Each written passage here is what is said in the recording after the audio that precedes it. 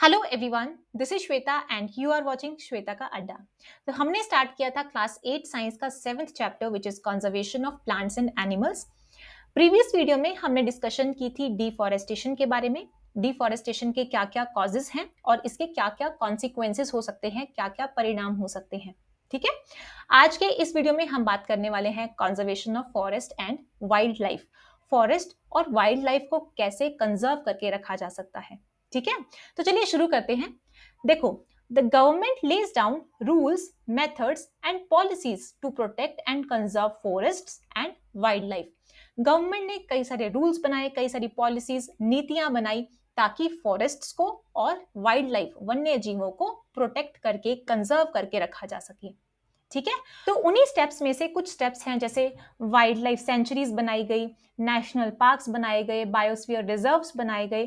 ठीक है, जहां पर कई सारी एक्टिविटीज जैसे कल्टीवेशन, खेती बाड़ी करना, ग्रेजिंग, पशुओं को चराना, हंटिंग करना, पशुओं को मारना, ये सारी चीजें प्रोहिबिटेड हैं। ये सारी चीजें उन जगहों पर नहीं कर सकते।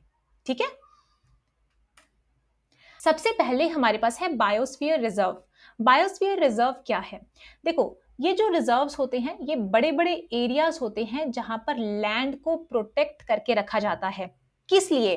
ताकि बायोडाइवर्सिटी को कंजर्व करके रखा जा सके, बायोडाइवर्सिटी को संरक्षित रखा जा सके। अब बायोडाइवर्सिटी क्या है? डाइवर्सिटी का मतलब क्या है? विभिन्नता, यानी जहां पर तरह तरह के प्लांट्स, एनिमल्स और माइक्रो ऑर्गेनिजम्स पाए जाएं। ठीक है, तो बायोस्फीयर रिजर्व्स क्या होते हैं? ये बड़े बड़े एरियाज होते हैं जहां पर लैंड को प्रोटेक्ट करके रखा जाता है ताकि बायोडाइवर्सिटी को कंजर्व करके रखा जा सके। बायोडाइवर्सिटी क्या है? किसी भी एरिया के अंदर जो भी प्लांट्स होंगे, एनिमल्स होंगे, माइक्रो ऑर्गेनिजम्स होंगे, तो उन्हें हम क्या कहेंगे? बायोडाइवर्सिटी। ठीक है, नीचे आप एक मैप देख सकते हो जो किसका है? पचमढ़ी बायोस्फीयर रिजर्व का। देखो, बायोस्फीयर रिजर्व के अंदर कई सारे प्रोटेक्टेड एरियाज होते हैं और आप देख सकते हैं यहाँ पर सतपुरा नेशनल पार्क है, पचमढ़ी सेंचुरी है, बोरी सेंचुरी है। ठीक है, नेक्स्ट हमारे पास टू टर्म्स आती हैं जो कि है फ्लोरा और फना। फ्लोरा और फना क्या है? देखो, the plants and animals found in a particular area. किसी भी पर्टिकुलर एरिया के अंदर जो प्लांट्स होंगे उन्हें हम कहेंगे फ्लोरा, और उस एरिया के अंदर जो एनिमल्स होंगे उन्हें हम कहेंगे फना। ठीक है, तो ये जो प्लांट्स और एनिमल्स होंगे ये उस एरिया के क्या होंगे? फ्लोरा और फना। ठीक है, समझ में आया?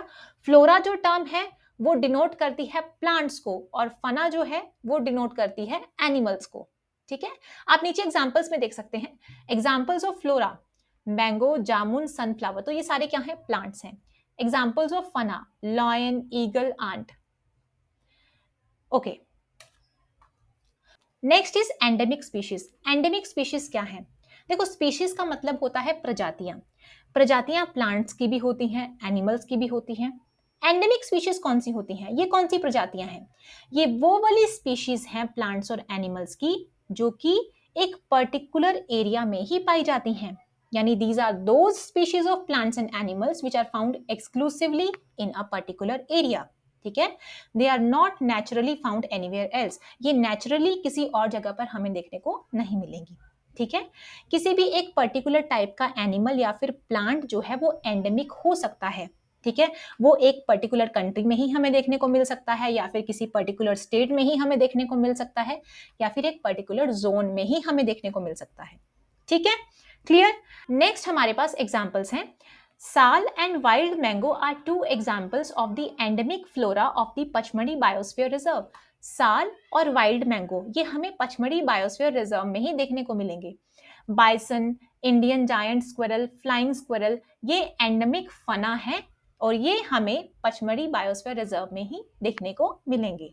ठीक है, तो ये सारी चीजें हमें कहीं और देखने को नहीं मिलेंगी, ये नेचुरली यहीं पर पाई जाती हैं।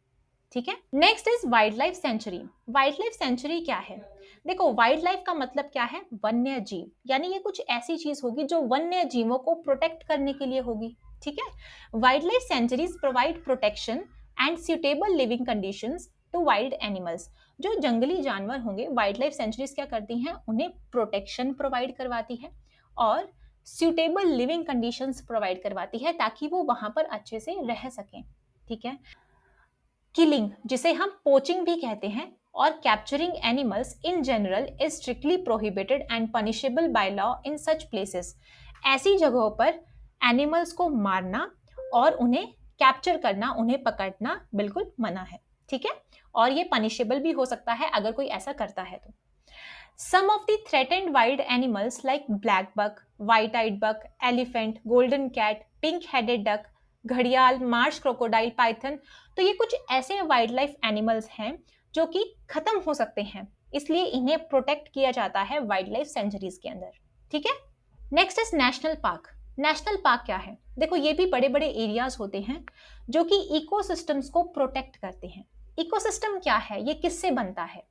इकोसिस्टम जो है वो प्लांट से, एनिमल से, माइक्रो ऑर्गेनिजम्स और वहां पर जो नॉन लिविंग कंपोनेंट्स हैं जैसे क्लाइमेट, सॉइल, इन सारी चीजों से मिलकर क्या बनता है? इकोसिस्टम, ठीक है।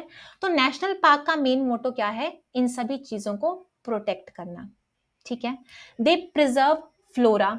फ्लोरा जो टर्म है वो डिनोट करती है प्लांट्स को, फना एनिमल्स को, landscape and historic objects. Historic objects जैसे स्टोन पेंटिंग्स होगी, इन सारी चीजों को भी नेशनल पार्क्स प्रोटेक्ट करते हैं, ठीक है।